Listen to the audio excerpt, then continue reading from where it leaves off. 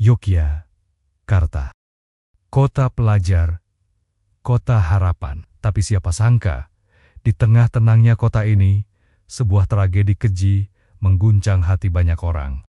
Ini adalah kisah Redo Tri Agustian, mahasiswa Fakultas Hukum Universitas Muhammadiyah Yogyakarta, yang menjadi korban pembunuhan dan mutilasi. Kisah ini akan membuka mata kita tentang sisi gelap dunia maya dan bahayanya berinteraksi dengan orang asing tanpa waspada. Mari kita bahas. Di balik tirai malam, ada kisah yang tak ingin diungkap, tapi aku akan menceritakannya padamu.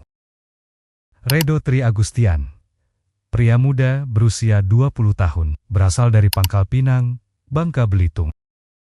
Ia adalah mahasiswa semester akhir Fakultas Hukum Universitas Muhammadiyah Yogyakarta. Teman-temannya mengenalnya sebagai sosok yang pendiam, namun baik hati. Ia juga aktif di organisasi, rajin kuliah, dan punya semangat tinggi untuk menjadi pengacara yang membela rakyat kecil.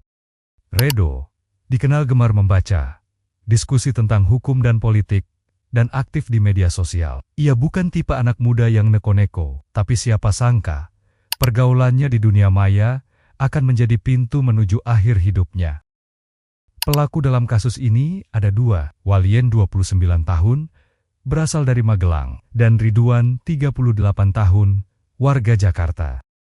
Mereka bertemu di grup media sosial Facebook yang membahas kegiatan seksual yang menyimpang dan ekstrim. Grup itu adalah tempat berkumpulnya orang-orang yang memiliki ketertarikan terhadap praktik seksual ekstrim. Yang awalnya Redo masuk ke grup itu hanya untuk mencari bahan penelitian skripsinya. Dan disitulah Walien dan Ridwan pertama kali mengenal Redo. Yang awalnya hanya chatting biasa, sampai mereka pun aktif berdiskusi, berbagi fantasi, dan saling bertukar pesan pribadi. Namun di balik diskusi yang terlihat biasa dalam komunitas itu, ternyata tersimpan niat jahat. Walien dan Ridwan memiliki ketertarikan pada seksual kekerasan yang ekstrim.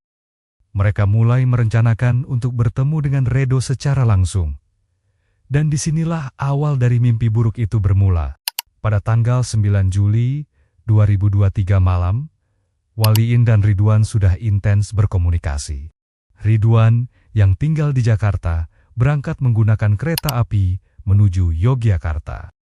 Ia tiba pada pagi hari 10 Juli 2023 di Stasiun Tugu.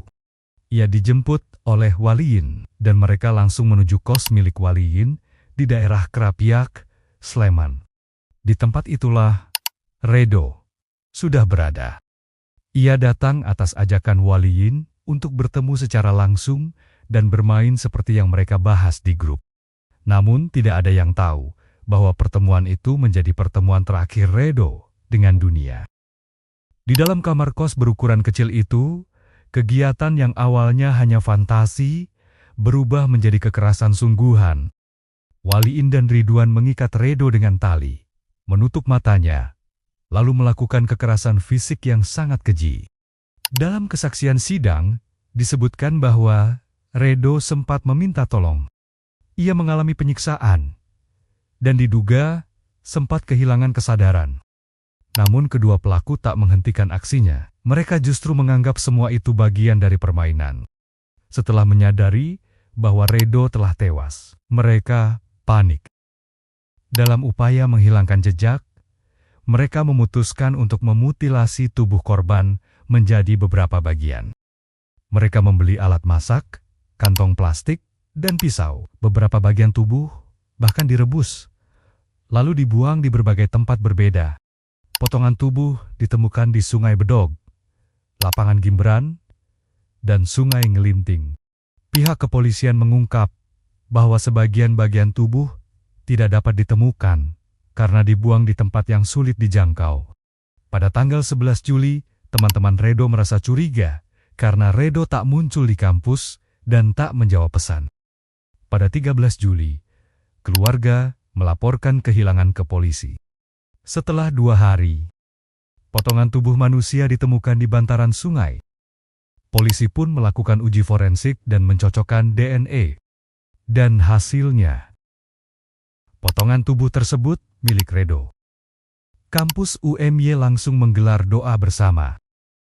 Mahasiswa dan dosen tak percaya Redo, mahasiswa hukum yang cerdas dan penuh semangat itu, harus meninggal dengan cara sekeji ini. Pada 15 Juli 2023, polisi berhasil melacak keberadaan pelaku. Waliyin dan Ridwan ditangkap di Bogor saat hendak melarikan diri. Dalam interogasi awal, mereka mengakui perbuatannya. Proses hukum berjalan cepat. Pada 22 November 2023, sidang perdana digelar di Pengadilan Negeri Sleman. Jaksa mendakwa mereka dengan pasal pembunuhan berencana dan mutilasi. Pada 29 Februari 2024, majelis hakim menjatuhkan vonis hukuman mati. Tapi cerita belum selesai. Ridwan dan Waliyin mengajukan banding ke Pengadilan Tinggi Yogyakarta. Vonis mereka diubah menjadi penjara seumur hidup. Keputusan ini menimbulkan pro dan kontra di masyarakat. Jaksa pun mengajukan kasasi. Tagar Justice for Redo sempat menjadi trending. Masyarakat menuntut keadilan. Keluarga korban, dengan air mata dan duka mendalam, meminta pelaku dihukum seberat-beratnya. Mereka tidak ingin ada Redo lain di masa depan. Kejadian ini menyadarkan kita bahwa media sosial bisa menjadi ruang yang gelap jika tak digunakan dengan bijak.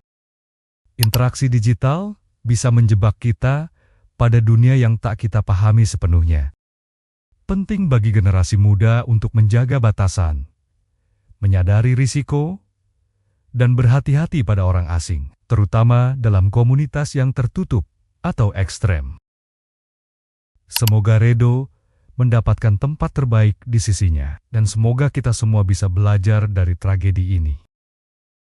Terima kasih telah menonton kisah ini. Jangan lupa untuk like, share, dan subscribe, agar kamu tak ketinggalan konten cerita nyata lainnya. Ini bukan sekadar cerita. Ini adalah peringatan. Hati-hati dengan siapa kamu berinteraksi, bahkan jika itu hanya di dunia maya. Saya pamit. Sampai jumpa di video berikutnya. Ingat, bukan kau yang mencari kisah ini, tapi kisah ini yang menunggumu.